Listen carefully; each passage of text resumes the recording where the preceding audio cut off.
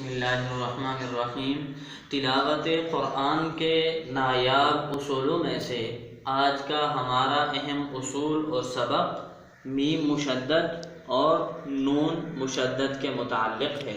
पूरे क़ुरआन में जहाँ पर भी मीम मुशद्दद नज़र आ जाए, नून मुशद्दद नज़र आ जाए, यानी कि मीम और नून के ऊपर इस तरह की अलामत तशदीद नज़र आ जाए, तो उस वक़्त हमेशा हमेशा इन पर गुन्ना ही करके पढ़ेंगे।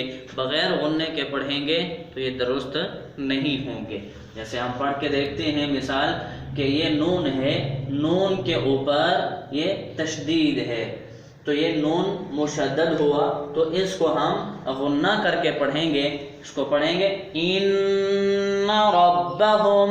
इसी तरीके से मीम की मिसाल देखिए कि मीम है, मीम के ऊपर तशदीद है, तो इसी तरह पूरे क़ुरआन के अंदर जहाँ पर भी मीम मुशद्दद नज़र आ जाए तो वहाँ पर हमेशा गुन्ना ही करके पढ़ेंगे। जैसे फ़अम्मा मन।